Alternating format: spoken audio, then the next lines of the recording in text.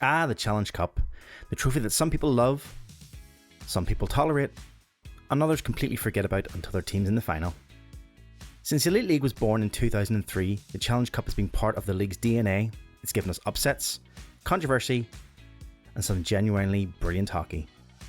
All wrapped up in a competition that sometimes feels like the awkward cousin at the family reunion, but one you wouldn't want to get rid of. From domination dynasties to giant killing moments, from wild formats to record-breaking nights, we've got you covered. This is 10 things you need to know about the Elite League Challenge Cup. Day 1. When the Elite League was formed back in 2003, there was a question. What did we do with the cups and competitions that British hockey had clung to during the chaos of the Super League's collapse? Well, the Challenge Cup was the answer. It actually wasn't a brand new idea. Versions of a Challenge Cup had been played in the old Ice Hockey Super League in the late 90s and early 2000s, and even further back in British hockey, you'd see similar cup-style competitions bolted onto the regular season. The idea was simple: add more high-stake games, keep fans engaged, and give teams another shot at silverware outside the league and playoffs. So when the Elite League launched, the Challenge Cup was brought along for the ride right from day one. That very first season, it became the third pillar of domestic competition, league, playoffs, and the cup, and has stayed part of the calendar every single year since. Like it or loathe it, the Challenge Cup is as much part of British hockey now as chants about bad refs and overpriced pints at the arena. The format. If there's one thing the Elite League Challenge Cup is known for, apart from the Panthers lifting it every other year, it's consistently changing its mind about the format. Seriously, it's like the league sat down each summer and thought, how can we make this slightly more confusing? In the early days, it was a straight knockout. Simple. Then came group stages, some years 3 groups, some years 2. And for a while, there were even quarterfinals. That's all gone now. These days, the format is more streamlined. Everyone starts in group stages early in the season.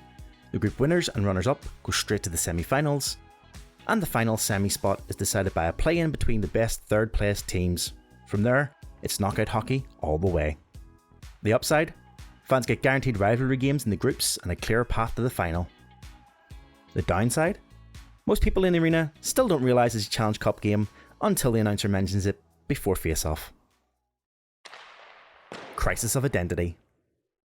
Here's the thing nobody wants to admit. The Challenge Cup trophy itself has a bit of an identity crisis. Over the years, there have been multiple designs of the cup, some tall, some squat, some looking like they've been borrowed from a school debating competition. Compare that to the likes of the Stanley Cup or even the Elite League Playoff Trophy, which carry history, weight, and tradition. Every time the trophy changes, it chips away at the sense of prestige and legacy. Players want to lift something iconic. Fans want a piece of silverware that looks the part in the photos on their walls.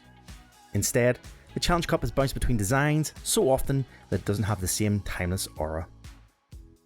And when a trophy famously snapped during Belfast celebrations in 2025, it just underpinned the point. This competition deserves a proper, lasting prize. Until then, the Challenge Cup risks being remembered for what it isn't, rather than what it should be, a piece of silverware steeped in history. Nottingham dominance. If there's one club synonymous with the Challenge Cup, it's the Nottingham Panthers, and not just a little bit. They've lifted the trophy 8 times in the Elite League era. From the 2003-04 season, then an iconic run from 2009-10 season, through to the 2013-14 season. That's 5 in a row. And again in 2015-16. The streak gave them a reputation as the Cup's landlords. You almost wondered if the trophy had a permanent home at the National Ice Centre. This dominance helped define the Panthers' identity in the 2010s.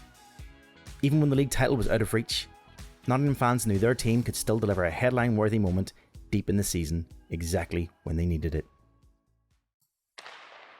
Sheffield chasing. But where there's Nottingham, there's always Sheffield. The Steelers carved their name into the Cup's history early on, with their first Challenge Cup win way back in 1998-99 and a clutch follow-up in 1999-2000 during the old Super League days. Yet, in the Elite League era, they had to wait. And when they did finally break through, they did it in style, with their first Elite League era Challenge Cup win in 2019-20, followed by another in 2023-2024. The gap made each victory extra sweet, and it only sharpened the rivalry with Nottingham. When these two meet in a cup final, you know you're watching something fierce. Because if the Steelers finally got their hands on this trophy, you bet they'll guard it fiercely.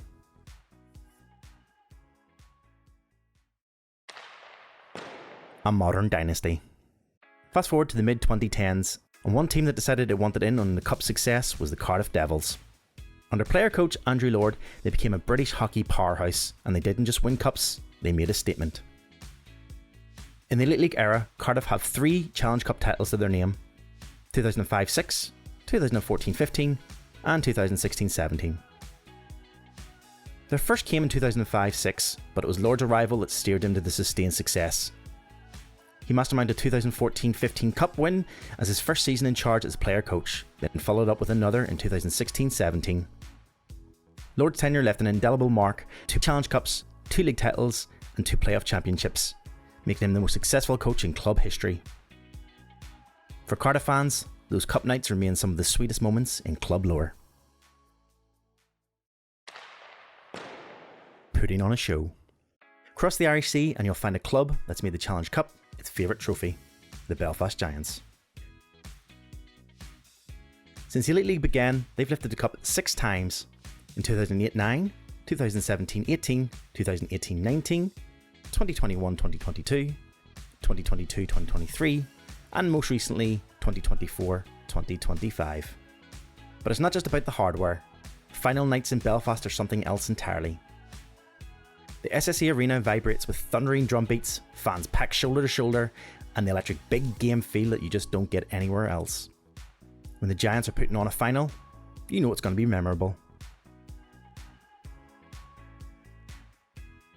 Their 2024-2025 win, their 6th, came via a dominant 4-0 shutout over the Cardiff Devils, highlighted by the masterclass performance in net from Jackson Whistle, a modern cup juggernaut. Absolutely. The underdog. One of the best things about the Challenge Cup is that it sometimes throws up genuine underdog stories. In a league where the same few teams often dominate, the cup has given smaller sides their shot at glory. Take 2009 for example, when the Manchester Phoenix shocked everyone by reaching the final. They went toe to toe with the Belfast Giants, pushing them all the way in what was a classic David versus Goliath matchup. They didn't lift the trophy, but for a club outside the Elite League Big Four, it was a huge achievement and a night fans still remember. Most recently, in 2022-2023 season, the Fife Flyers upset everything. They would never have been considered perennial contenders, but they made it to the final, again against Belfast. For Flyers fans, that run was historic, proof that on their night, they could stand with the best. That's the beauty of the Challenge Cup.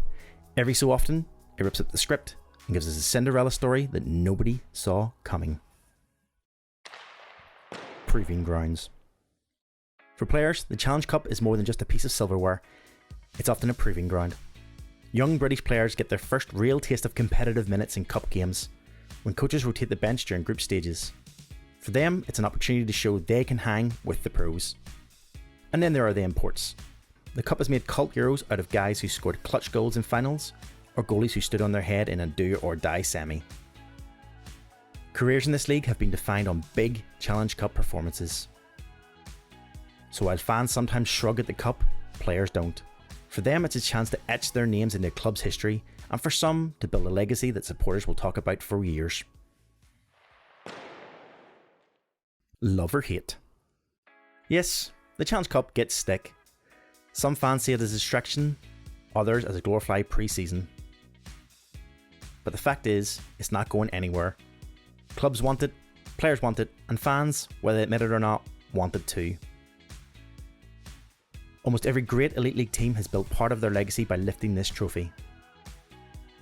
Nottingham's dynasty, Cardiff's modern dominance, Belfast's big game nights.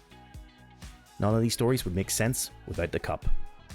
Whether you think it's vital silverware or just a shiny sideshow, the Challenge Cup is part of what makes British hockey unique, and love it or loathe it, you'll still celebrate like mad if your team wins. So there you have it, 10 things you need to know about the Elite League Challenge Cup.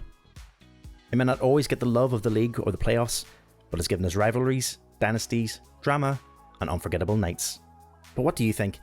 Is Challenge Cup a must-win piece of silverware or just a shiny distraction? Let us know in the comments, and don't forget to like, share and subscribe.